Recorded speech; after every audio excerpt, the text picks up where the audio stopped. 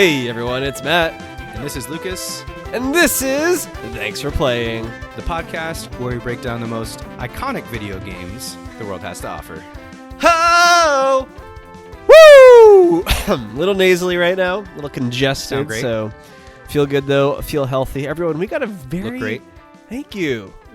Thank you. I love the hair. I'm loving the hair. Yeah, it's growing out. It's at that point where like all I really know can do with it, unless I really put a lot of product in it, is just the headband. Yeah. Because if I don't have any product in it and it lies flat, it just looks very bad.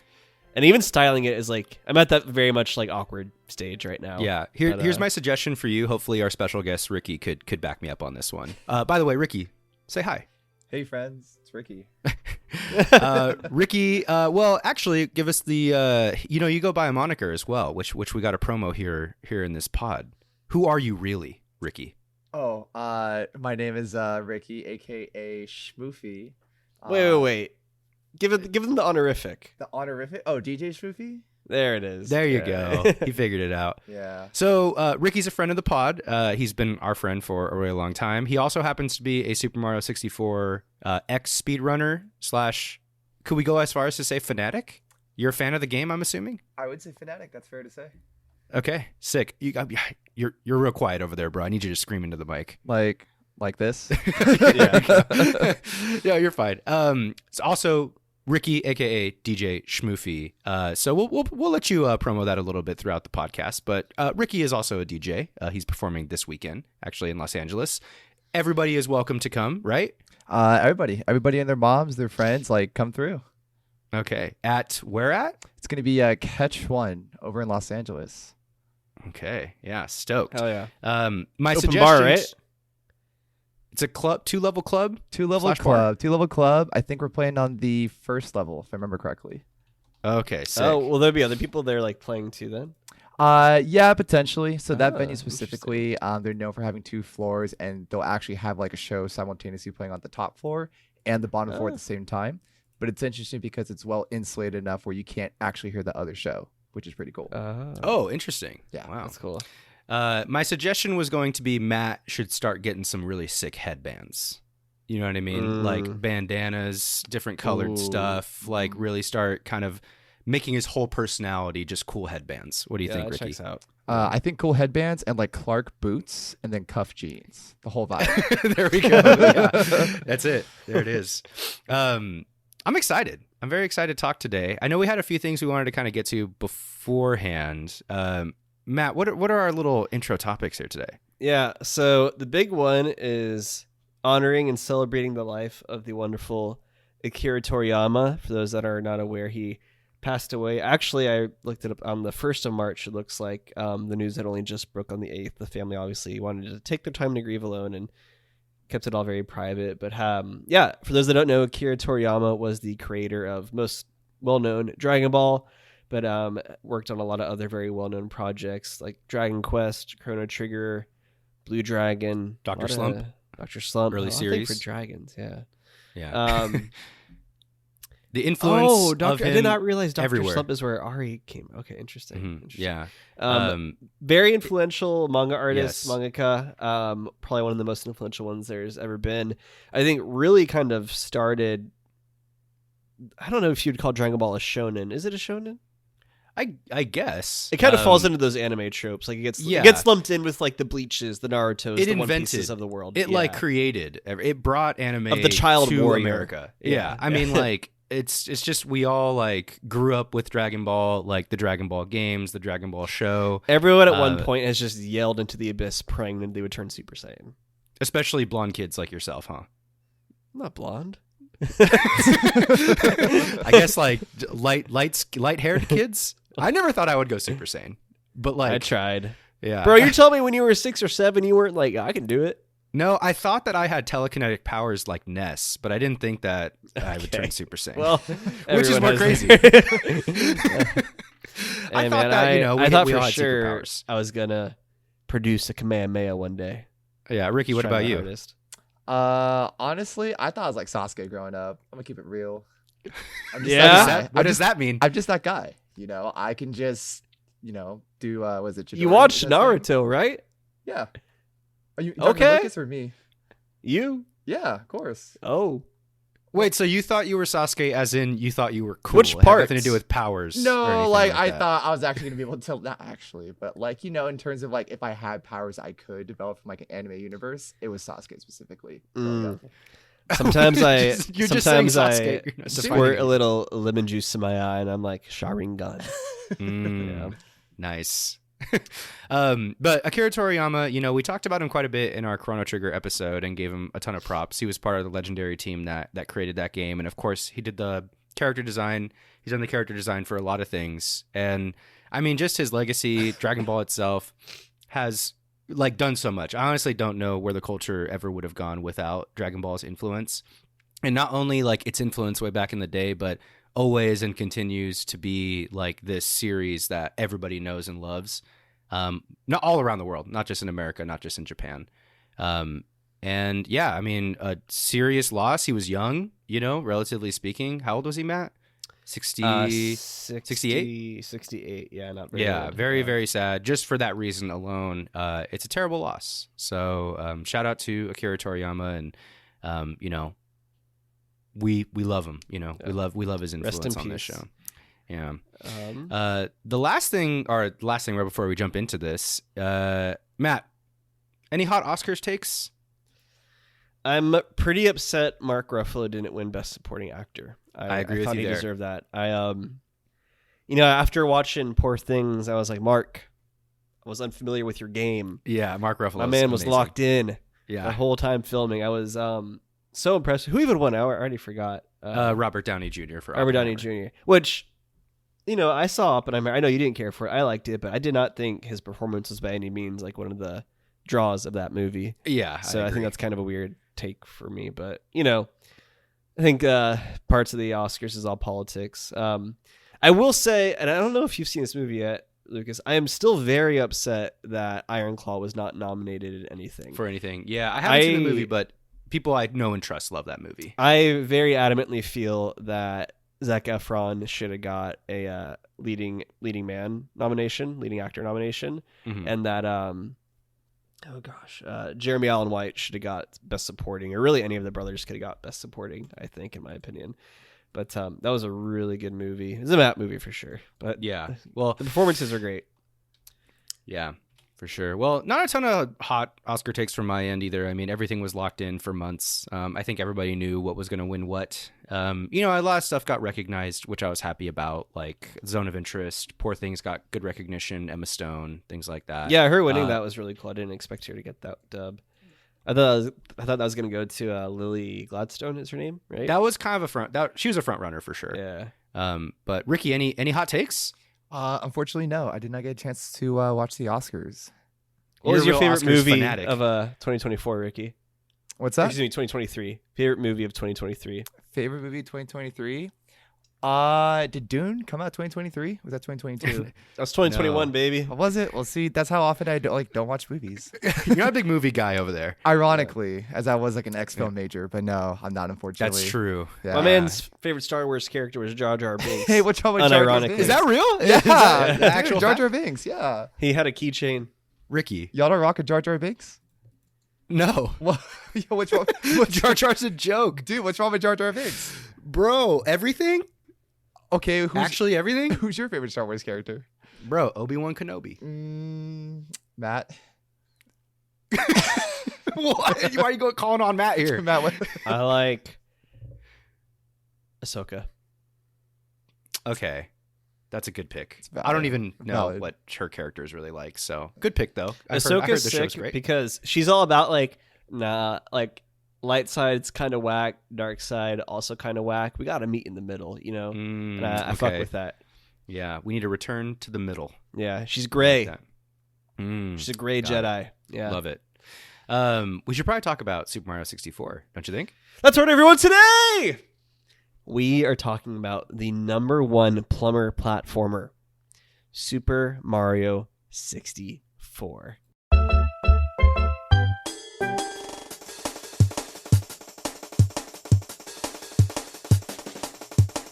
That is right. The 9.8 out of 10 from IGN, 38 out of 40 from Electronic Gaming Monthly, 9.4 out of 10 from GameSpot, 94 out of 100 on Metacritic, the legendary iconic Super Mario 64.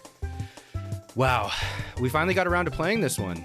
And Matt, I'm not quite sure where this conversation is going to go. I'm glad Ricky's here. He'll keep it grounded a little bit with just the pure technicals of things, I think. But I'm excited to fight you on this, Matt. I think we're going to fight. What do you think, Ricky? You guys are definitely going to fight, 100%. Well, you got to fight with me. We'll see. We'll see who takes what stance. And I I'll don't want to do it 2v1 Okay, right now. Matt. Like- Let's hit us with your initial thoughts. Let's get into it. All right, initial thoughts. I thought it was fucking hilarious how like they just acknowledge like, oh yeah, there's literally just a cameraman following you around. That's the camera for the game. Okay, we're off to a good start. I was like, I don't know why. Like it took me maybe 10, 12 hours to beat the game. And the whole time I was playing the game, I'm like, that is like every time I picked up my Switch to play, I'm like, that is hilarious. It's really easy to please you, Matt. It is because they have. I don't know if there's a reason for this, but they have like the character that he shows up like in the bottom right corner of your screen sometimes as like a little like thumbnail image or whatever. I don't know why he's there, but and then there's that one room where you actually go. It's just a bunch of mirrors and you can just see him following you around. And you're like, what the hell? Like, yeah. I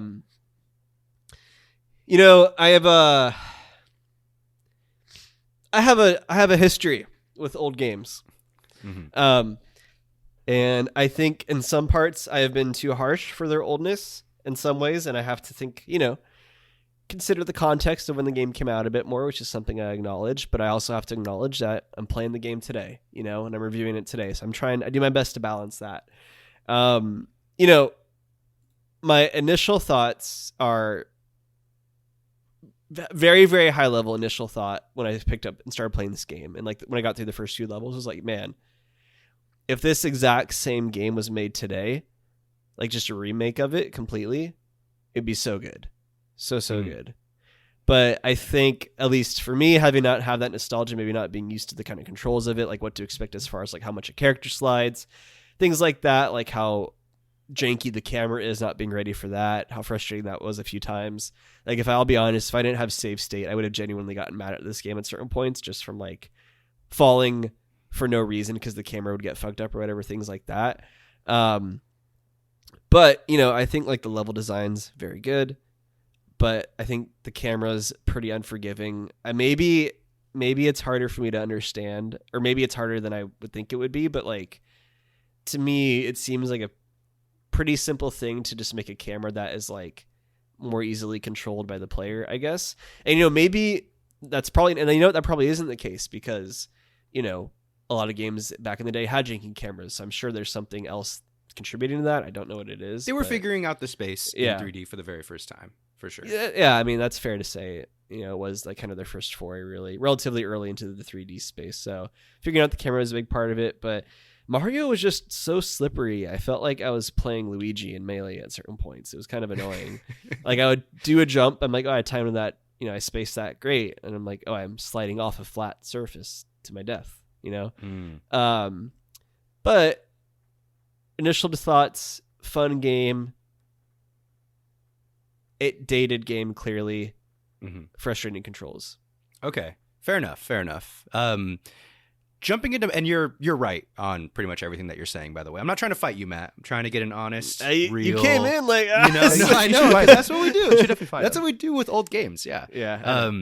So first off, actually, I want to ask Ricky your history with this game. I feel like this is something that I grew up with a lot, and like I don't even remember a time before I played this game. I just feel like it's always been in my head. Wait, let's add some context too. Ricky, what is your history with Super Mario 64? Yeah, that's where I'm getting at. Sure. So I had the game. Use your big boy voice. Talk in your mic. Big boy voice. All right, I'll try my hardest here.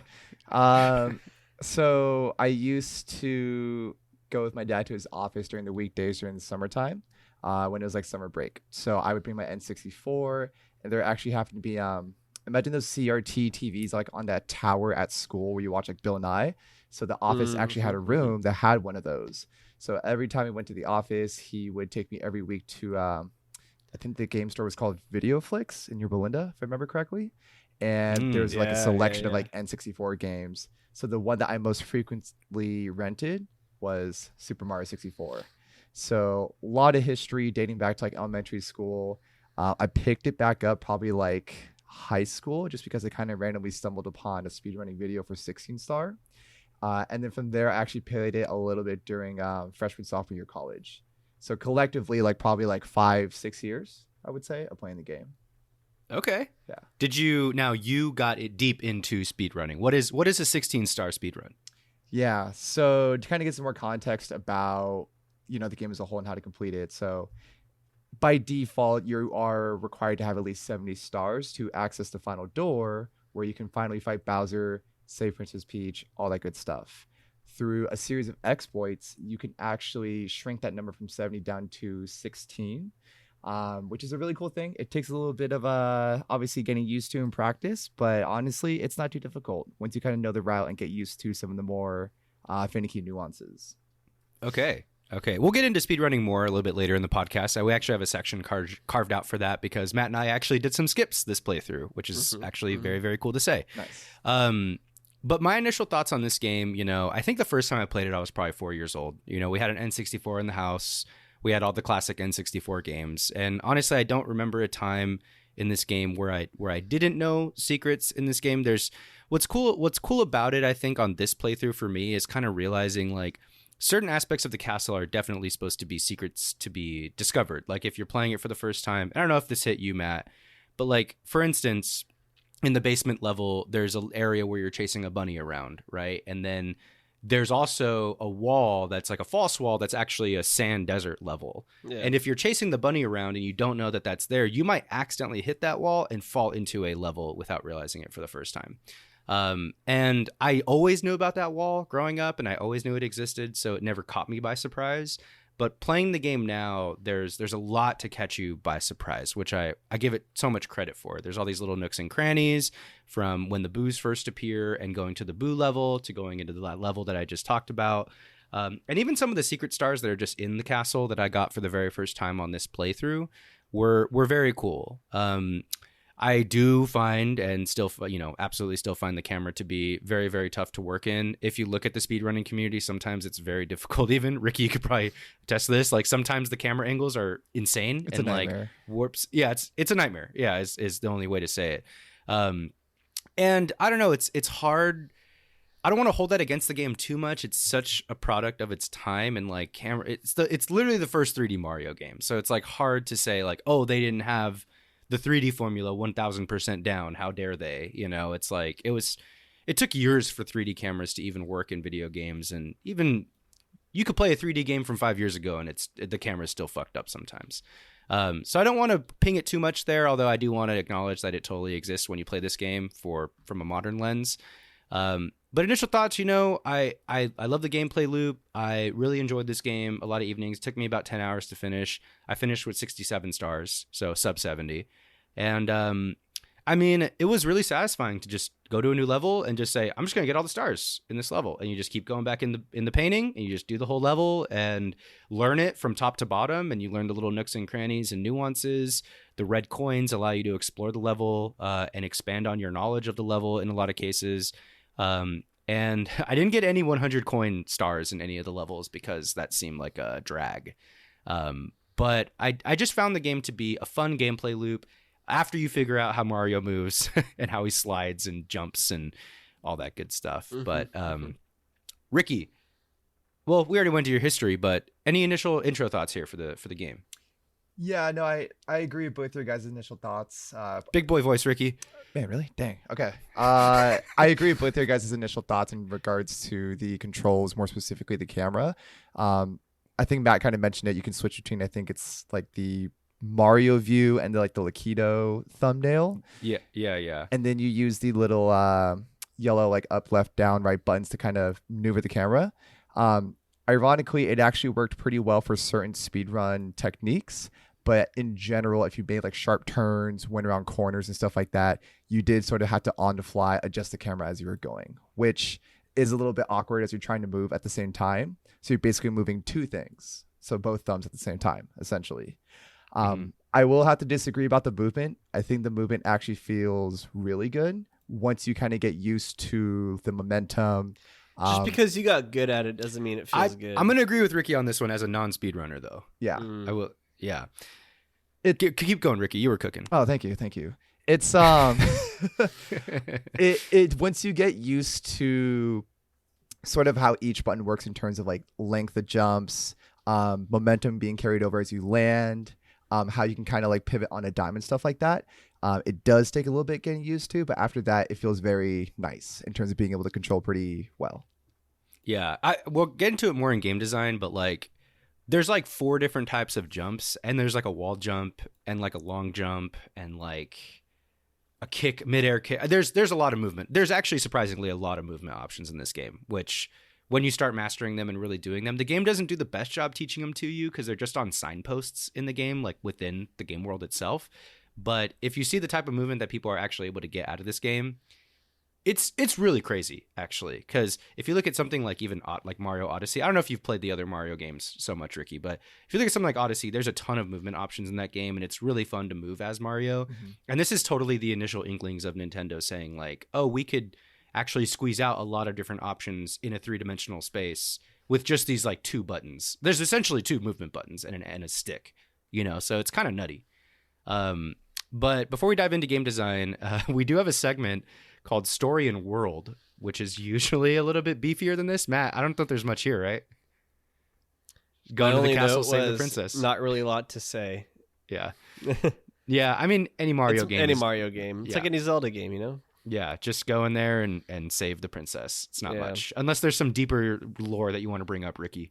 No, pretty cut and dry, honestly. You want to talk about why Bowser is trying to take over? Do we want to dive into that? Peach is hot. I think he just wants her. Yeah. He wants to marry her. Is like the actual like lore reason. Yeah. There's actual lore. I mean, there's Did a movie. Did you see the Mario movie? No, I did. We went over this. I'm not like a movie guy. Nah, I didn't. You didn't see the Mario movie? I didn't see the Mario. No, I didn't. Wait, we all saw it as a group though, as a friend group, a best friend group. No, I was not there for that. It was just you, me, Edgar, Hot Mickey, and the Milkman. Oh, dang, Ricky, you missed out. It was. I think I was busy. We were drunk. We were drunk in an AMC watching the Mario movie. Dang. Yeah. Sorry, man. Wow. It's all good. Thought you were there. It's all good. Yeah. Yes. This is awkward, huh, Matt? Lucas hates me. God. Oh well, Matt was there too without you being there, so he might hate you as well. You were definitely invited. There's no way you weren't. No, I was definitely invited. I remember vividly like that day that I had something. I just couldn't tell you what, but I couldn't make it. Oh, there you had a thing. Yeah, Matt, he had another friend's watch party to go to down the street. Hold on. Definitely cooler people than us. It was the AMC down the street for sure. No, I'm kidding. Yeah. All right, let's jump into game design a little bit. Like I was saying, I do really love the movement options in this game once you get them down. Ricky, I'm sure you can chime in more on like the jump options, but you got like a long jump, you have a reverse jump, which I don't know if it's called that technically, but like a jump that you can do as you pivot. You have a triple jump, you have a backwards somersault or back handspring thing, and then you have a wall jump. There's just all these different things you can do. They're all situational. They all have uses. And there's a lot of times in this game that I thought, well, at least when you start playing it and really getting used to it, is I would solve a level or solve a star using like a certain jump, like triple jump or wall jump or reverse jump into a wall jump or something like that. And you're like, oh, was I supposed to do that? Well, either way, I got the star. And you kind of like, whether it's intended or not, it kind of reminds me of like Tears of the Kingdom, where you do something and you're not quite sure if you did it the way they intended to do it, but you still made it through the level and got the star. And for that reason, you did it the right way, quote unquote. And I found that to be the case, actually, and it's a surprising amount of stars in this game. There's multiple ways to get through certain levels and certain obstacles, especially in the later game. And I thought that was very neat, for sure.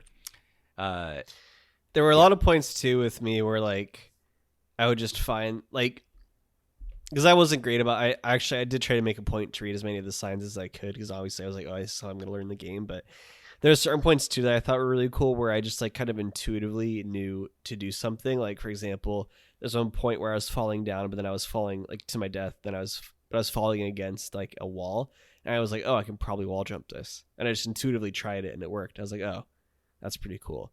I had a lot of little moments like that in the game that were pretty fun. Long jumping was fun. And for those that don't know too, the whole part, like, this game is just a collectathon. There's not really much more depth to it beyond that. Obviously, it's a big speedrunning game, but it's essentially just a collectathon in the same way that SpongeBob Battle for Bikini Bottom was, or Spyro, Kirby. Donkey Kong. Was Spyro collectathons? I don't even remember. Wasn't it level by level collectathon, going in and getting the stuff? Maybe. I don't remember that well. But yeah, so not too much depth besides that. And then, as we said, yeah, you collect enough stars, go through increments in the game, and eventually get to the final 70-star door. But yeah, and the thing is too, I generally don't really enjoy collectathons. I think this has been established. I didn't, obviously you and I both we both really didn't like Battle for Bikini Bottom, bro. Booty game for booty sure. game. Booty, hold on. What? Have you played Ricky, it? don't. No. If you go back and play it, they made a remake, Oh, there's a remake. and the remake sucks. Oh, no, I'd never The played the game- remake. I played the original only. It's bad. Oh, Trust us. Okay. You could listen to Very our episode bad. on it, actually. Yeah. Cool. Didn't like. Yeah, the game was bad. Didn't care for it. I think we gave that like a 4 out of 10 or 3 out of 10 or something. Kirby was okay, but I think this is probably the most fun I've had playing a collectathon, I will say, which is high praise coming from me. It's just it's cute, it's fun, it's straightforward, it's simple. Like you've said, Lucas, it gives you potentially, ways where if you take advantage of the movement options it does give you, you do have ways to where you can maybe beat the level in a way you didn't expect, or maybe, do something a little bit faster than you would normally be able to, or maybe in some ways even use some exploits to beat the game a little early. And I think the game does a very good job of that, and like allowing you that kind of freedom. And you guys have made me think about a good point the whole time in the game when I was playing with, like, not even the camera, but like, like the slidiness, right? And like the jankiness around that. For me, the whole time I was playing the game, I kept thinking, man, this is annoying. Like, when I'm jumping, it should be doing this. It should be like, this should be the physics in it, not this, that, whatever. And I'm starting to think like I should have, and obviously like I did intuitively adapt to it over time, but I think if maybe I had more of a mentality of like, oh, this is like what the game's giving me. Obviously I can't change the game's parameters. I need to learn and just operate within this. I think it could have been a little bit of a different gaming experience for me. Character development. I love what I'm hearing, Matt. Yeah. But, I think it still shows its ages in some spots. No, yeah, absolutely. Yeah, I still agree. Yeah. But, for a collectathon, not terrible. The boss battles are kind of whatever. I found it kind of annoying to try and time throwing Bowser at the right spot so he'd hit a bomb. That boss battle is way worse than I remember it, It's to hard. be honest. It's actually yeah, very it's hard. actually just- hard. yeah. The last one's Yeah. genuinely difficult. Yeah. It's just annoying, and like I'm not even gonna lie, like we're busy adults. I don't always have time to like just sit down and play this game. So like I got to the point where once I picked him up, I would just save state it once I grabbed his tail, so I could just like just keep trying over and over just to get him to land on the bomb. So I was like, all right, I'm here, I'm done with this. All right, you did it. You Yeah, did it. I though. did it. All right. He did it to Um, us speed run. Yeah, you tasked it, bro. Yeah, I You tasked legit that tasked shit, it. bro. Nice. Yeah. Very cool. Ricky, game design. What do you think? What do you got for us? Game design. Big boy Big voice. boy voice. Big boy voice. Big boy voice. Game design. I think That's not getting old. It's great. you guys are gonna have to keep me honest on that. Game design. I really think there's a lot of just variety to the game as a whole. I think it's really cool how, in terms of how simple the game is, anyone can pick it up in terms of mechanics. I don't like the fact that, to your point, Lucas, you kind of have to read the signpost to kind of understand some movement mechanics. But I think part of the fun too is sort of discovering it on your own to a certain degree, right? Mhm. It's also complex enough where, also to another one of your former points, with all these different stars, there's not necessarily a single right way per se. Obviously, with the exception of like the 8 red coins, you need to get the 8 red coins to get the star, right? But there's Mhm. never like a set path per se. So I think it provides a lot of variety in terms of you can really play the game however you want, basically, as slow or as fast as you want. Yeah, that's true. Dang, Ricky's cooking on this one, man. Glad he's here. Thank you. Matt, you are muted, by the way, if you're trying to say a point. I was coughing. No. Yeah, and I think one thing that I really appreciated about the game is how much this is something that I made a note here to talk about this because I've been playing a lot of Final Fantasy VII Remake, which is today's modern AAA game standard, whereas Mario 64 was yesterday's modern AAA standard, and just how much Mario 64 lets you just play it. Like, I think there's such a tendency in games nowadays to just like hit you with cutscenes like left and right. We're about to play Death Stranding for this podcast, and from what I understand, that game is very much cutscenes. But one thing that's great, this is like Nintendo design philosophy normally, but it's especially in this game, is there's barely any downtime in this game. You're just dialed in, playing, jumping in the level. Like, there's not an opportunity to really say like, oh, here's a moment for me to like get up or look at my phone or be distracted, or you could just stay within the mechanics and the core gameplay loop of this game the whole entire time. Because I found myself getting a star, getting stoked, and then just jumping right back in the painting 5 seconds later to get the next star. And I think it's a very satisfying gameplay loop. There's not a whole lot of downtime when you're playing the game, which is honestly a lot to say. We don't realize that we don't have that these days until you play something like, Matt, I think you'll agree with me, like a God of War game or something like that, where it's like you're fighting, you're having fun, you're in the gameplay loop, and then there's a 5-minute cutscene, and you're kind of like, it's great, but sometimes you're a little bit like, okay, well, let me fight more, or let me get back into the gameplay. Since we're on game design, I wanted to take this opportunity to jump into the speed running of this game a little bit. One of the most popular games to speed run.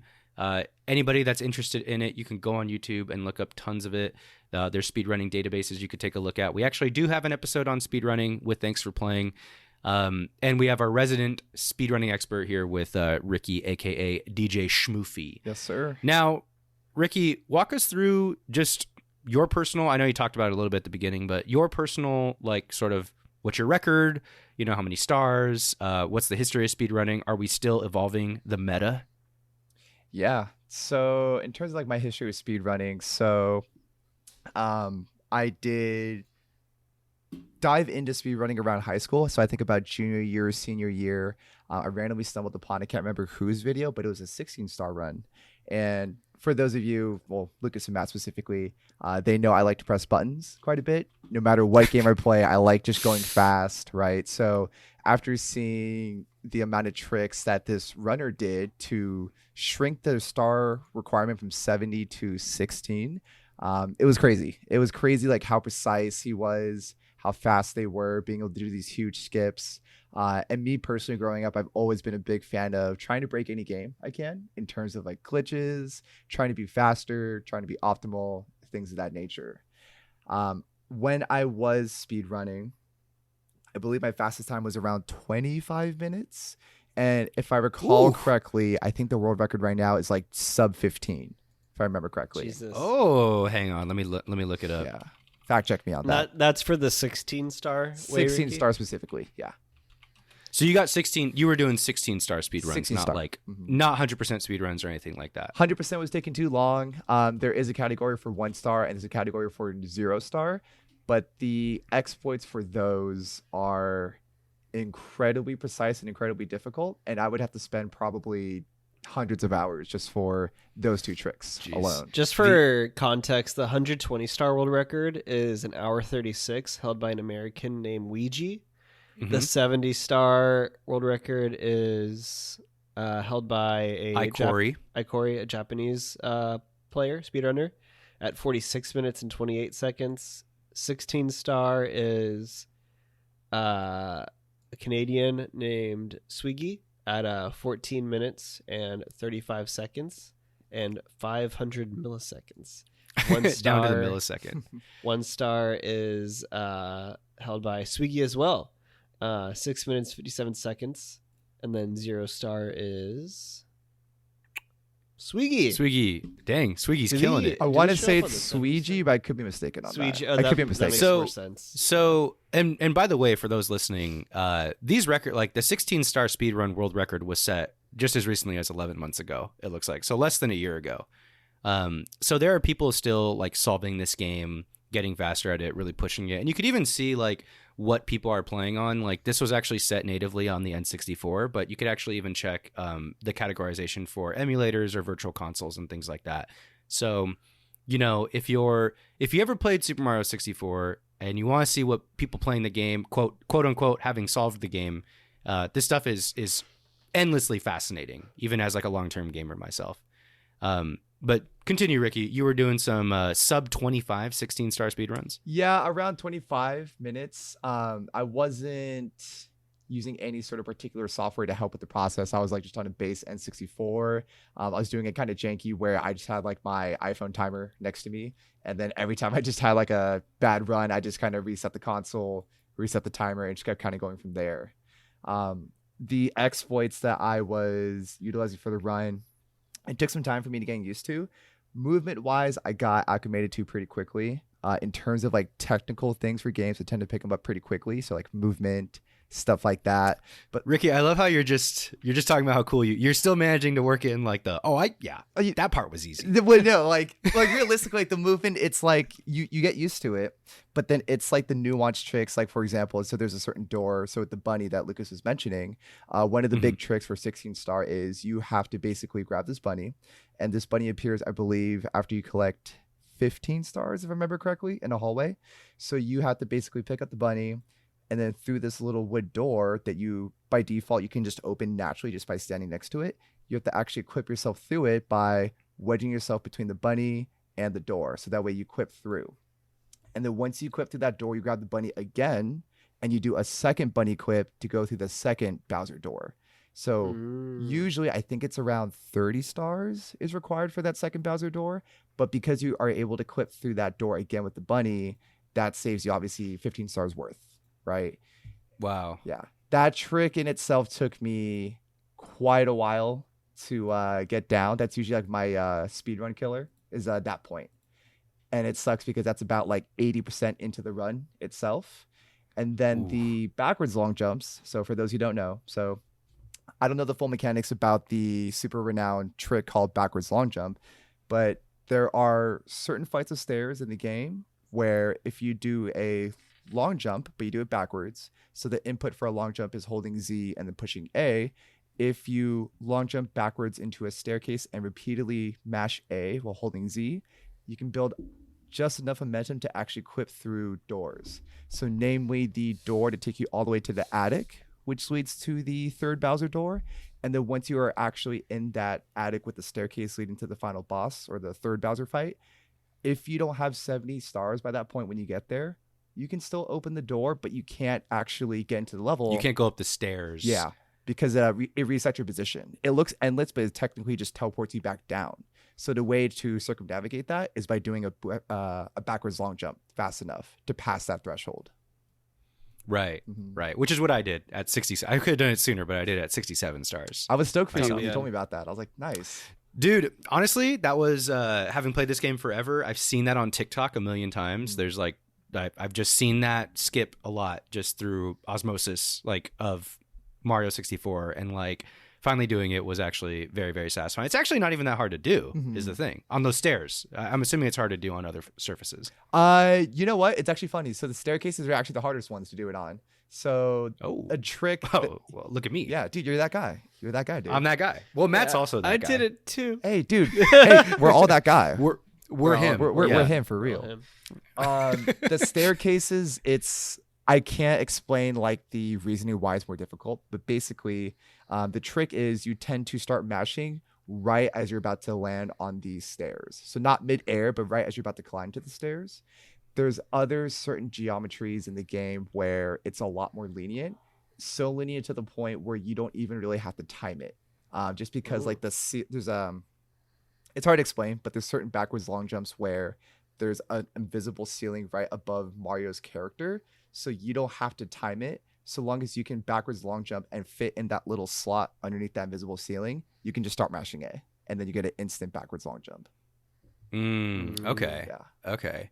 So how many tries did it take you to get it, Lucas? Probably like 5 or 6 times. That's really good. Nice. Yeah. I'm just a gamer. Yeah. 10 or 15, Yeah. but I think that's because the cosmic rays were interfering with my bit Right. code. Right. That's right. That was an awesome video that I sent you, right? You want to talk about it a little bit real quick? Yeah, so I'm sure Ricky knows about it, but the myth of like that teleport that happened in a Mario speedrun in like 2016. Didn't that actually happen again, but in real life recently? No, so it could be, but there was an incident there was two streamers that were doing a race for a Mario 64 speedrun, and one of them was on TikTok clock. Or is that the name of the level? TikTok clock, TikTok I think. clock. Yeah. The clock level, the fucking was super hard level. Honestly, I hated that level. They like were doing the red coins on that level, and then teleported to an upper platform way above them. And like there's already a known exploit where if there's a hangable ceiling, I'm sure you know about this one too, Ricky, but if there's like a hangable ceiling anywhere above Mario and you clip into like a solid surface below the hangable ceiling, you could actually teleport to the Yo, what's up guys? Lucas here. So not sure what happened, but my audio was lost on this portion of the recording, which is a shame. But essentially what we were talking about during this part was just this really interesting speedrunning rumor that happened in the Mario 64 speedrunning community where, yeah, like a solar ray apparently affected a piece of binary code inside of someone's game cartridge, which allowed a completely unreplicatable skip teleport thing that happened live on stream. Pretty interesting. Probably a myth, but interesting nonetheless. Anyway, let's get back into it. We're talking about Super Mario speedrunning. Yeah. So Super Mario 64 speedrunning community. So I personally actually wasn't super involved with it. For me, I was just doing speedrunning in my own house. I wasn't really interacting with forums, but from an outside perspective looking in, you mentioned it, I actually think the biggest speedrunning community actually, in terms of runners running the game. And it's cool because I think there's consistently a lot of streams dedicated to it. There's but there's different run segments. So you have like the 120, I think it's 30 star if I remember correctly, 16, 1, and 0. So you have a plethora of different speed runs, and you have people from really all around the world who are really interested in this game. So you have top runners from like Canada, the States, Japan. You got our boy Armada, from Sweden, who's running. He's a speedrunner? Yeah, I think he's been running Super Mario 64 for quite some time. I think since his retirement from Melee, actually, if I remember correctly. Yeah. Watch him be like top 100. But yeah, no, like from the outside looking in, again, like I was really just kind of solid to myself, which I'm okay with. It was just more for me personally. But everyone seemed really supportive, posting videos on YouTube, open discussions about new tricks. And it was I think what kind of helps sort of lend itself to that is the fact that it's a very easy game to pick up in terms of, it's not expensive to get into. If you just have like N64, get a cartridge.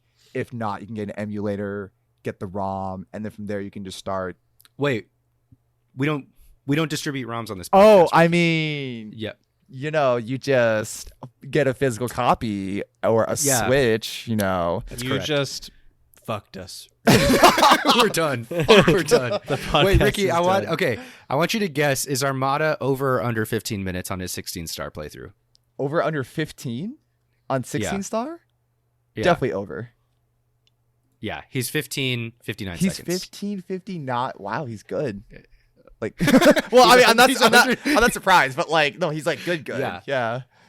He's 157th in the world for 16 star, and his 70 star. We'll have you guess his rank. Is he over or under 30th in the world? 30. Wow. 70 star, you said? Mm-hmm. I'm gonna say he's top 30. He is top 30. He's 19th. He's 19th? 47-39. Whoa, that's actually mind blowing to me. So for those, well, if you don't mind me chiming in on Armada, so no, go ahead. We all play Melee, so Armada is, one of the goats of Melee. He retired from Melee a few years ago, and I think he transitioned to speedrunning Super Mario 64. I'm pretty sure. Yeah. Wait, Matt, isn't he your goat? No, mine's Hungry Box. Crush. Did you say Crush? Did you say Crush? Yeah, he said Fresh. Crush. Wait, did you say Crush? Crush or Plup? Crush is a good one, Wait, actually. what? That's a good one. Mine's PPMD. That's also a solid one. Yeah. You probably think you're better than us for saying that. Hey, he's one of the gods. It's like not. I'm not like clowning. No. Plup is hot. Plus, like PPMD has a tragic story at the end of the He day. really does, He does. unfortunately. Yeah. What's he been up to? Does anyone have a pulse on him?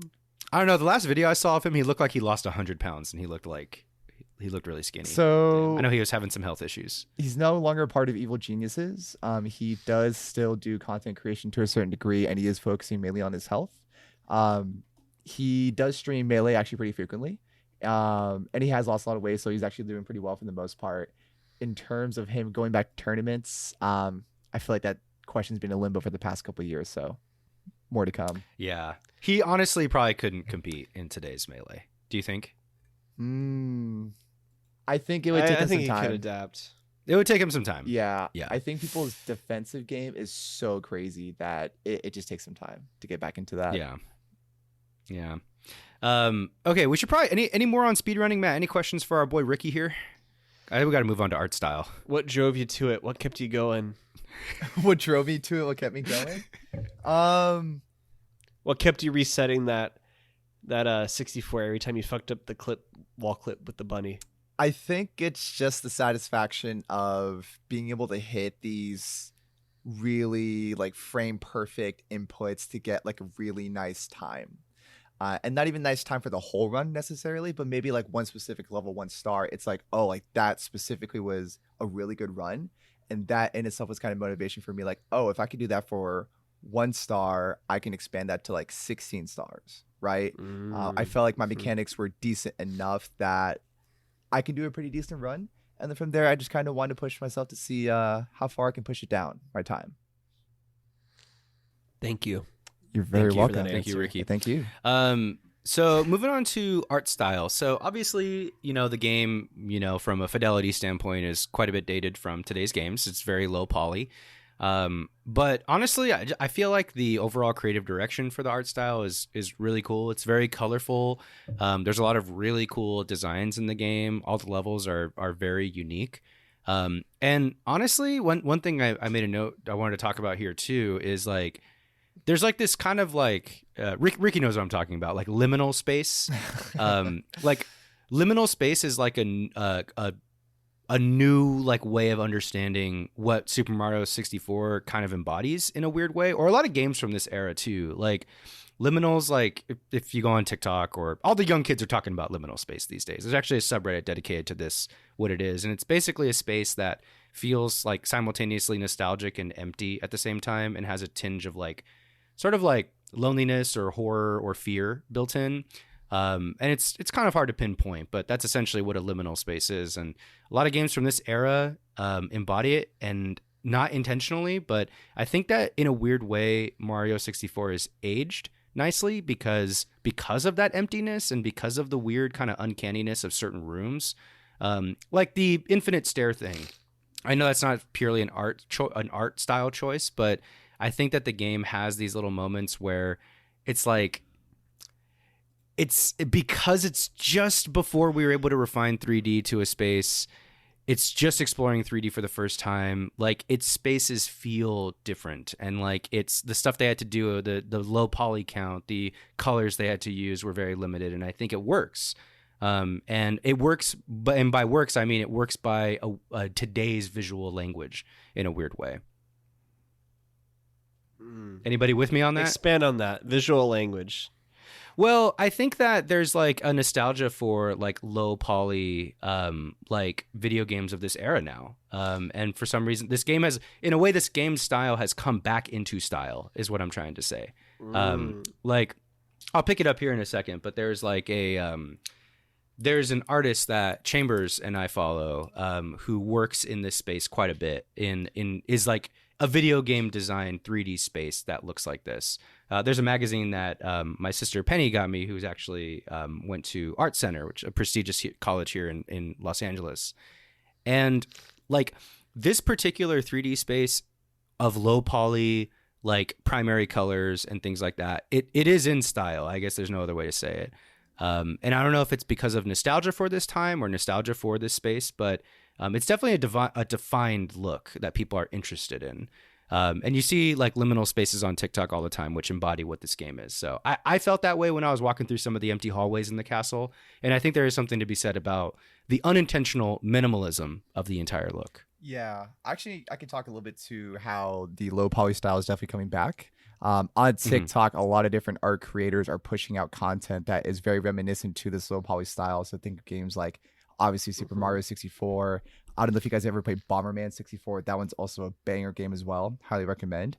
But the characters that they actually base a lot of these low poly art creations off of feel very reminiscent to characters that we would typically see in games of this day and age. So, Lucas, to your point, I think a lot of it is nostalgia for these newer people coming back to these low poly art styles. Yeah. And something about the really high usage of like bright colors and saturation, it feels very nice, vibrant. It's very inviting for you to sort of like take your time to like explore everything, you know? Right. Mm-hmm. Right. What did you say was the name of that artist, Lucas? So Philip Kostick is one of them, but I'll bring this show and tell time. This is a magazine that my sister got for me at an art fair called Known Planes of Existence by Brody Condon. And if you take a look at his art style, it looks stuff like this, where it's surreal. It's kind of based on like early 3D, specifically with like PC gaming as well. I'll probably make a clip of it so people could actually understand. That looks like Gary's mod. You see, yeah, Gary's mod-ish and stuff like that, and it's even more extravagant in some of his artwork like this. But yeah, I guess Gary's mod is probably one of the feelings that you feel when you see something that's like Gary's mod but artsy is sort of what I'm getting at. Okay. Yeah. Okay. Matt, what are your thoughts on the art style? We probably went a lot deeper. A lot deeper than I expected. My only note was it looks fine, old 3D block style. Okay. I didn't have, well, I didn't really think about what like kind of the liminal space thing you mentioned, like how you talked about that with the like stairs, for example. But and I especially think with like how prominent kind of like the back rooms is now, right? Like that kind of creepypasta stuff. It definitely. Now that I look back, I'm like, oh yeah, that is very like kind of liminal spacey to an extent. And yeah, certain parts of the game are in general because it does just have that emptiness to it quite a bit, I'd say, where it's truly just you in the room and maybe some blocks to jump on and a couple coins to collect. It's very isolating in some ways. If you Google like Mario 64 liminal space, there's like tons of subreddit threads. There's even a Medium article on Super Mario 64 and its liminality. So it's a topic that people have explored, to be fair. So I think that, and again, I don't know if it's the game itself. It's definitely not the intention. I think Nintendo was just trying to make something that worked and looked decent and, operated in the time that it came out. But I think as the game has evolved, its look has sort of become a little bit of a visual language for people, and because of nostalgia, but also because it is interesting looking, even by my standard today. Yeah. You see what I'm saying, Matt? Like when you take the visual of the castle out of context, it becomes like this weird space. Yeah. And looks really interesting. It's a bit I think, eerie, for a lot of people. I would say, in certain parts of the castle. Lonely. Yeah, lonely. Yeah. Yeah. Agreed. And some of the Bowser levels are a little psychedelic too, which I think is really cool. Yeah. Like the colors on the Bowser levels and like the backgrounds. Like, I don't know if you guys remember, but Dry Wet World has like this backdrop. It's not like it's like the space behind everything. I don't know, like the background. Is that what I'm referring? Yeah. The background for Wet Dry World is like a weird looking cityscape that's like tinted blue and purple. And I just feel like they used like a lot of really interesting like visual stuff in the game. I know they were just trying to make stuff work, but this is what's derived from all that is like this weird kind of cool language that they created. Yeah. Okay. Sound design. How we feeling? Ricky, you could start. Sound design. One of my most vivid memories, and I think I could probably speak for a lot of people who played this game when they were younger, is one of the first levels that people tend to tackle, and I think it actually has to be the first one, is Bob on Battlefield. So I don't know if you guys recall how the melody goes, but it felt very, welcoming, just to kind of jump into the painting. You do like a little couple front flips as Mario like dives in, and it has like that nice uplifting melody. You hear the cannons around you and stuff like that. And It's goofy. Like Mario, his character, his sounds are just goofy. Every time he does a long jump, he says like "wahoo!" Like that's nuts. Yeah. That's wild to me, right? Yeah. I like how there's also like gratification in terms of picking up items, so like coins, stars, hitting a block. It all sounds very like a shot of dopamine, really. Mm-hmm. Yeah, I feel you on that. I was gonna say I love the water level theme in this game. I think it's like one of the best water level top water level tracks of all time. One of them. Yeah. I love like basically all of the different music in every single level. My only nitpick is that I wish that the music didn't get reused in a lot of levels. Like there's really only 4 or 5 tracks that get played. Like the Bowser theme is the same on every Bowser level. The snow levels all are the same. The like slide music level music or the slide level music is kind of like repetitive because there's like a bunch of they recycle a lot of it, you know. As opposed to other games of the time like Banjo-Kazooie had unique music on every single level. Banjo-Tooie, same thing. Those are both 64 collectathons. Legend of Zelda had different music on every single temple. So I don't think it was like necessarily something that they couldn't have done. I don't think it was a resource thing. I think it was just a choice. That being said, all the music does slap. I just wish it didn't repeat itself too much throughout the game. But Mario sounds great in the game. There's even some voice acting from Peach, like at the very beginning. So there is like a little inkling of that showing up in here. But yeah, that's all I really have to say about sound design. Matt, what about you? Ricky, I have a question. Sure. You spoke on the gratification of when you hit a block or get a star. Mm-hmm. How much would it have fucked you up if maybe the game glitched, maybe the cosmic ray hit your Nintendo 64, and when you hit that block or you got that star, it didn't make that noise? You know, I would say I would have to stop playing the game altogether. That's it, bro. I just turn off the console and just whip out the cartridge. It's the start of a creepypasta, really. Oh, like actually, or no? I feel like it would be the start of a creepypasta.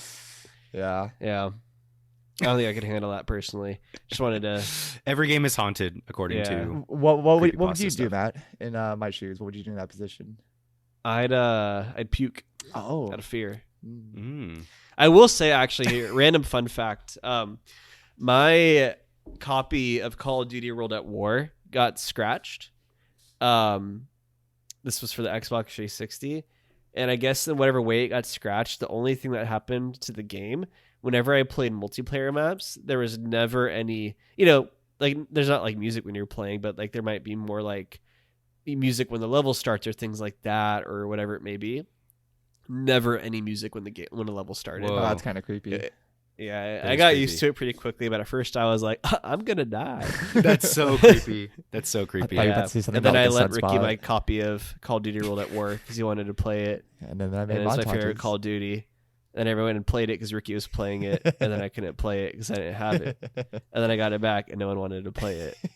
Oh, that is the most tragic story I've ever heard. Hey, thanks, Matt. Hated You're a real that. one. I'll go way back. Yeah, Yeah. way back. Sound design. What did I think about it? It slaps, but I agree, Lucas. Like it really stood out to me very quickly how repetitive it was. Just to kind of hear the same, like really 6 or 7 tracks throughout the game. They're good tracks, but it does get very repetitive. Princess Peach's VA was really just odd to me. Her voice actress. That was a funny choice. Yeah, it just felt like they picked up some random girl off the street and was like, "Do you have a couple minutes? Like, like, could you say some lines into this, recorder for us?" It was just really like odd. I don't know how else to explain it. But Mario sounds great, all the wahoos and everything. And I agree with Ricky. Like the sound of like when you do get that star at the end of the level, or you do get those coins or whatever. Even just the simple like cling whatever from collecting a coin, like it is, you get conditioned to like get a little dopamine hit from it, basically, right? A little bit of serotonin, milk that brain, baby. It feels great, and it keeps you. It's one of the things that keep you playing the game. Yep. All right, moving on to the NPC award. Ricky, I know you didn't do a ton of. This is. You feel free to chime in right here. I but do have a usually character me in and mind, Matt though. If you're talking about like a specific Ooh. character that, Okay. yeah. Yeah. I'm just going with Toad on this I one. was gonna say Toad too. I mean, he's a Toad. homie, dude. He We just all gives you had so Toad many too. stars. It's Yeah. it's lit. Yeah, he's awesome. I didn't even realize how many stars I could get from because I just kind of started ignoring him at one point. Oh, And dude. I was like, oh, he's just giving me a star everywhere. This is He great. gives you everywhere. Is Toad present in any of the 16-star speedruns? Ricky? Yes. When you get the star out of the cave level, you can actually miss it pretty easily, but there's a Toad right there. And then after a certain amount of stars, when you talk to him, he gives you a star right there, actually. Oh, okay. Yeah. Good to know. Yeah. Good to know. Of course, he's part of the 120-star speedruns in the 70s, I'm assuming. Yes, he is. Yeah. Okay, moving on to, I think we all picked Toad right there. That was easy. There's not a lot of NPCs in this game, but there's like the bosses and, they're kind of whack. Mhm. Yeah. And then Bowser himself. Anyway, companion piece pick. So this is, Ricky, I don't know if we ever explained this one to you, but basically this is a piece of media that's not a game that you would choose as a companion to this game. Matt, what do you got? I got a good one. Okay. I love it when you have a good one. Teletubbies. Oh, nice. Okay. I like that. Yeah. That. I went with something similar. Yeah. Well, go with your Teletubbies explanation. I was just thinking, I'm like, it's just kind of like a weird, fantastical world, and the more you think about it, I think kind of the more unsettling it gets. And as we were going into with like the liminal space thing, and obviously if you kind of maybe stare at it too long, it gets a little funky. And same thing with Teletubbies. I looked up some Google images, just typed in Teletubbies. I'm like, man, Teletubbies is creepy as hell. this is so creepy. Yeah. And I was like, well, I don't even remember what the show was about. And apparently, I looked it up, and apparently the show was about, because I know I watched it like a couple times when I was younger at least, but they like watched kids on like the TVs in their tummies. Yeah. Oh. So they have Weird. Teletubbies. Yeah. That's right. Did you know they're freakishly tall Um, too? I think they're like 10 feet, if I remember correctly. Yeah.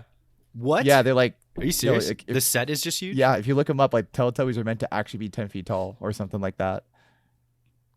That's so scary. Yeah, I think it adds more to Yeah, Matt's there's point. been a lot of retrospectives on Teletubbies written over the years, and they all frame it as a creepy thing, which it is. It is. To be honest. A lot of child TV is. My companion piece pick is actually Pee-wee's Playhouse. Did you guys ever watch that one? I did. Yeah. Yeah, Pee-wee's Playhouse was super lit, super psychedelic, really weird. It was funny. I remember Pee-wee's Playhouse. The first time I actually watched it, Adult Swim got it and played it on Adult Swim, which totally makes sense for their brand because it was just like people high as hell, like at night, just like watching TV, and like Pee-wee's Playhouse kind of works. But originally a TV show from way back when.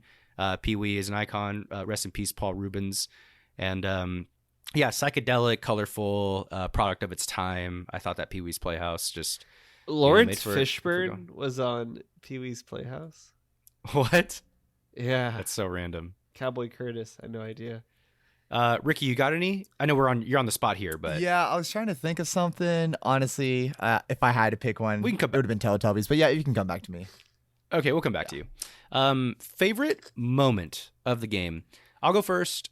When you get the wing cap switch level like unlocked, I'm blown away. I think it was such a cool thing for them to do. I feel like the wing cap level where you look up into the sun and then you enter that level and you kind of fly around for the very first time, that was probably just the most eye-opening 3D thing that could have happened because it comes as a very big surprise. You have to look up using the camera, which cameras didn't exist in previous generations of games. So you look up and all of a sudden you're flying all over the place in 3D space, which is probably the very first thing that you're wondering about. Like, oh, will I be able to fly in this game? Or like, you kind of learn about a winged cap in the first level or maybe the second level. But man, I thought it's an awesome moment. I think it still works today. And I love it for its context within the game where the game you've played a little bit. I think it's like 12 stars in, 15 stars in, and you get that light shining in and you get that first moment. I thought that was a really sick one. Mm-hmm. So mine isn't actually a specific moment from like the game, like a level or anything, but rather just a moment that occurred just from me playing. It's actually the moment I mentioned earlier where I just intuitively knew to wall jump and like it just worked within the game. I just thought that was really cool because like it's such an old game, and most of the games I've played that like have wall jumping as a mechanic are like relatively not newer, but I mean like I guess what I'm saying, just seeing that same mechanic and that way that mechanic is executed be so consistent through time was really cool for me. Yeah. This game came out almost 30 years ago. Yeah. 28 years ago. So pretty wild. Ricky, do you have a favorite moment? That long? That's kind of crazy. Yeah, when I was born. No, Okay. 28 years ago. Okay. The 28. Oh, sorry, yeah, not the I favorite moment. heard Sorry, it. sorry. I should specify. No, my favorite moment. I mean, it's not like from typical Mario gameplay in the sense that it's like a speed running moment for me. So I don't know if it counts per se. But the first time I actually got, it's called the MIPS clip. So that's the bunny clipping you through the door. I actually do remember the first time I got that, and I thought that was like such a cool feeling. It's like, oh shoot, like I actually had the potential to start speedrunning this game because I got like one of arguably the hardest parts of the whole entire speedrun. Yeah. Sick. Yeah. Sick. Love to hear it. Okay. We got favorite moment. Nitpicks. I already said it. I think that the levels just loop. The music on the levels are reused a lot. A little too much for me. And also, I really wish that you didn't get hopped out of a level when you complete it. Like when you get a star, it resets and you have to jump back in again. See, I thought that too, but then there were a few levels where they actually changed some things once you went back in. And you got to do that, I think. And other Mario games have done that too. But other collectathons at the time did not do this. And it was better, in my opinion. There were things like if you play Banjo-Kazooie, which is my favorite collectathon from the time, the levels, you were able to permanently alter levels, but they stayed that way. And you could just live in the level, collect all of the collectibles in that level, and just stay in it for as long as you can. Sometimes you have to go back to it after you unlock stuff in other levels, but I think that's just a better way of doing things. I think it's a little bit smoother for your casual gamer. Yeah. Any nitpicks from you guys? I really agree with that, actually. I know obviously the game had its reasons at certain points, but there are multiple points too where I was like naturally doing one part of the level, and I'm like, oh, I'd also had collected like 6 or 7 coins just naturally at that point, you know? So it's like, I'm gonna have to do this. I'm gonna have to do one of these things all over again, which was really annoying. Yeah. Yeah, I mean, I've already gone over it all. Like I said, the controls were kind of janky. I think the biggest thing for me is it's just dated in the way you'd expect a 64 game to be dated. Yeah. Yeah. Ricky, any nitpicks, dude?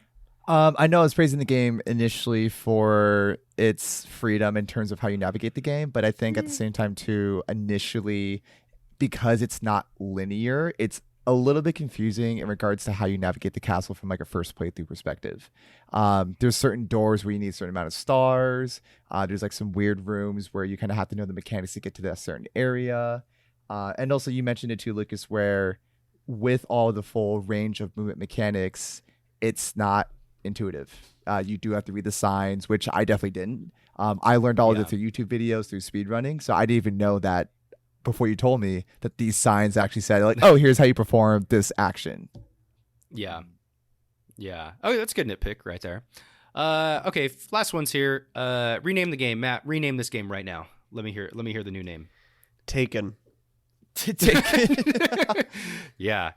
Okay. Yeah. Mine is Avatar: The Last Airbender. What? Can you elaborate on what? Wait, are you saying Taken as like a movie joke? Are you just randomly saying Taken? No, that's what I would rename it. Taken. Like based on the movie starring Liam Neeson. That's what I was thinking too. I'm taking I mean, that is what I'm getting this from, yes, but I think it works well here too, because Princess Peach gets taken in every Mario game, and that's like what every Liam Neeson movie is as well, is just someone getting taken. Same. No, this makes sense. This is not Super Mario Taken. Just Taken. Just Taken. Okay, yeah. Gotcha. I mean, okay, it's not Liam Neeson's daughter Taken. It's just Taken. So okay, I'm just calling it Taken. Okay. Can you imagine buying a game named Taken and then you jump into that world? That'd be crazy. I was gonna name it Super Mario and the Secret Castle. No, that's pretty tough, actually. I went hard on my picks this one. Honestly, Teletubbies hard, Taken hard. Yeah, Ricky, can you rename the game? I didn't prepare for this question specifically. Actually, Matt said this in the beginning. I think it said plumber platformer. Like that sounded kind of tough, actually. I like that. Okay, we got our names here. Hey, where's Luigi? Was Luigi invented by now? He just Luigi's wasn't invited. Luigi was invented since the very start of Mario, because the Super Mario Bros. Do you guys know about the Luigi lore in Super Mario 64? I know Lucas does probably. No. I can imagine. Mm-hmm. I don't. You don't? Can you abridge it to me real quick? I could try. So basically, You could try. you know the little foyer area, not foyer, the outside area where you can hop into Boo's castle levels. Mm-hmm. So there's a star statue, and there is text on the statue that you can't really decipher, just because it's like so low polygon, you can't really make it out. So there was rumors and speculations where people sort of ran the text through some sort of program, and then it basically alluded that, like, I think it said Luigi exists or something like that. And then so there was like these 10-year-old playground rumors, like, oh, if you do like these crazy amount of like things in game, Luigi appears behind that star and you can play as him. And then back in the day there was like, I don't know if I could say it, but like alterations of the game where people were playing Luigi and posted on YouTube. And people were trying to make it like, real, right? But obviously it was confirmed that Luigi was not actually ever in the game. There's no code for him. And I think the text was just straight up like just not discernible. Like you just couldn't read it. Oh, dang. I thought it was going to have a happy ending. No, but it was a very Dang expansive lore. Like it was going on for a while. Yeah. I remember there was a playground rumor that if you beat like classic mode on very hard with one stock, you would unlock Sonic and Knuckles in the two bottom right. Like, you know how there's like two empty spaces in the character select screen on Melee? Uh-huh. People thought that you could unlock Sonic and Knuckles, and there was a magazine that printed an April Fool's Photoshop that no one realized was an April Fool's. And so, like, producer Sam and I tried to do it for a while, and we couldn't beat it anyway. Mm-hmm. But it was It's bullshit. actually really hard. Very hard. It's really very hard. Very hard in Melee is very hard. With one stock, it's extremely difficult. Yeah. Anyway, playground rumors were a huge thing. It's not a rumor, dude. Let's talk. All right, let's end it. We got it. We got to the end. Final conclusive thoughts on the game. I thought it was fun. I liked it for what it is. I think it exists in a really, really early 3D space. People are still figuring things out, which I try to give the game the benefit of the doubt. Even for collectathons at the time, I thought that a few other ones did things slightly different, better. Like Banjo-Kazooie. I do like Donkey Kong 64 despite its flaws, and it is also a collectathon made by Rare, but Nintendo IP. And yeah, I mean, I like the game for what it is, and I think its visual language has really stood the test of time in a weird way. So yeah, that's it. And also, like I said at the beginning, especially having played a lot of AAA recently, I do appreciate this game for just being solid gameplay through and through, and not like bothering with too much diegetic stuff, like not bothering with too many cutscenes. I know Nintendo games don't typically do that anyway, but it's nice to just kind of play through a core gameplay loop and not have all the fluff. I thought it was fine for a collectathon. Okay. And Ricky? We're including like a rate, like 1 to 10 rating 2, right? We'll do Yeah, that. we're rating it. We're rating it. But final conclusive thoughts. Final conclusive thoughts. Honestly, so to kind of preface, I personally don't really care for single player games as a whole. I'm more of like a multiplayer person. But for a single player game, honestly, this is probably like one of my all-time favorites. A lot of replayability, a lot of content. There's 120 stars. There's no defined way to get each star minus the 8 red coins. I think the world building is really cool. It feels very massive. Lucas, you kind of touched on it where you have like the skybox juxtaposed to like the levels. It makes it feel that much more expansive. And I think there's a really high ceiling, obviously, in terms of skill. So you can really just progressively get better, get faster and stuff like that. There's a lot of depth in terms of secrets. And the story's like really simple. Like you don't really have to think about it too much. And you mentioned it earlier where you get a star, you come out of the painting and you just go back in. And there's just really no downtime. So you really are just constantly playing it. So in conclusion, I would give it a strong 9 out of 10. Just kidding. JK. We do it all at the same time. We do it all at the same time. I'll add a couple more too. I'm sorry, I gave a lazy answer because I'm tired. Wait, are we playing Helldivers after this still though? I'll still play Helldivers. Okay, cool. I just get tired about talking about an old ass game for now. No. for with the games we've played for the podcast that are relatively older, right? We got Chrono Trigger, Super Metroid, Metroid Prime. I think those are all the games we've played that are Kingdom Hearts 1 or like pre 99 or pre earlier. Well, Prime came out in like 2002. Oh, did it? Okay. Yeah. So we'll call it 2002 then. Yeah. All that said, it's not my least favorite game I've played from the earlier days. And this game came out, what, 90 something? 96. 96, year I was born. Great year. I think it. I think the fact that I enjoyed it more than collectathons that I played that were made for today speaks very highly to it. And I think it does. I have no doubt, had I played this game when it came out, if I was maybe 8 or 10 when this game came out, I would have been blown away without a doubt. Unfortunately, I am a 27-year-old man who has played a lot of video games at this point. So Fair. We didn't fight. See, we didn't fight so much, Matt. Yeah. I think we found common ground here. We're past the fighting stage, right? We are, and I just don't have the energy to fight anymore. Because honestly, too, I've gotten feedback on our fighting episodes that like people are just uncomfortable listening to it. Because I got feedback from specifically on the Metroid ones where it's just like, yeah. I think it depends on what kind of person you are, whether or not that'll make you uncomfortable. But, sometimes we got to fight. Yeah.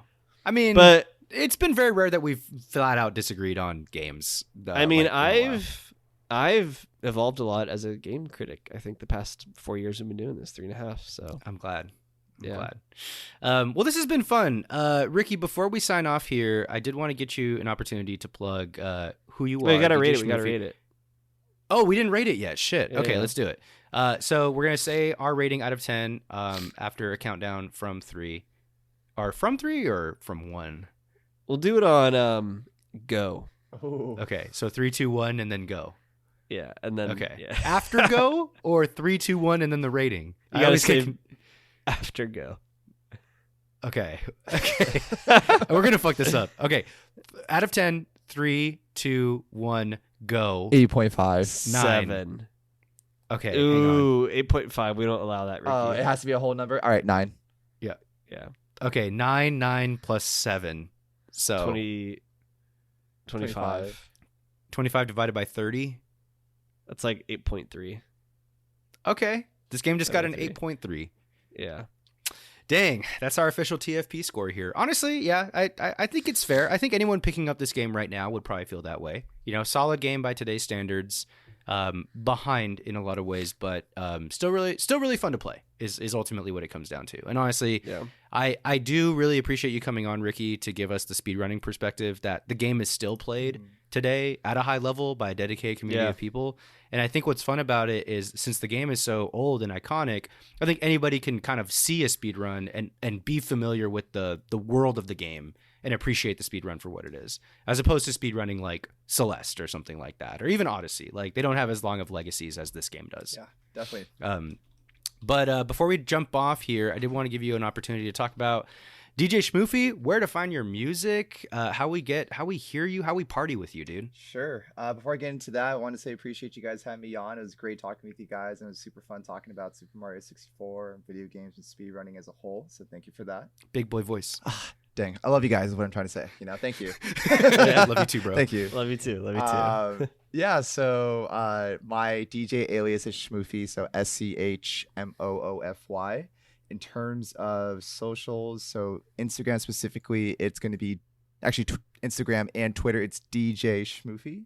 SoundCloud, just type in SCHMOOFY, you'll find me. Basically, I make a genre called hard wave. So without getting into too much detail, hard wave takes a lot of influence from other EDM genres. So we're talking about leads from hardstyle genre. You have more melodic background elements from trance. You have hard hitting drums from trap. And you have some really ethereal vocals, which also kind of stem from trance as well. So I'm part of a DJ collective called Night State Underground, and we're actually hosting our 3rd ever rave at Catch One over in Los Angeles. It's going to be on March 16th. So if anyone is interested, please come through. It's going to be a great time. It's a great venue. Where can they buy tickets? Where? If you go to our nightstate.underground, that's our handle for Instagram. In the bio is going to be the link for Catch One. We can buy the tickets for $20 minus services and taxes. So all come right, through. sick. Well, Ricky's trying to tell everybody out there that he's a real shitter. All right? Basically, He makes cool shit. Oh, His music is a whole lot of fun. Matt and I have danced to that music on many drunk nights, and it's been a great time. I like that you described it as ethereal, Ricky. We don't use that word enough, I think, just as a friend group. So, yeah. Thank you, Ricky. Of course, thank you. Yeah. All right, Matt, take us away. All right, everyone. Well, actually, before I close out, everyone, as a reminder, check out our YouTube. We got a lot of great videos on there these days. Check out our Discord. You can find the link to that in any of our social media handles, or you can go to our website, thanksforplaying.live, or like I said, the link tree in our Discord, the Discord in our link tree, or as well, you can shoot us an email at thanksforplayingpod@gmail.com, and I'll personally email you an invite back, or as well. Nope, that's actually about it, I think. All right, everyone. This has been Thanks for Playing. Catch you next time. Skibbity bop!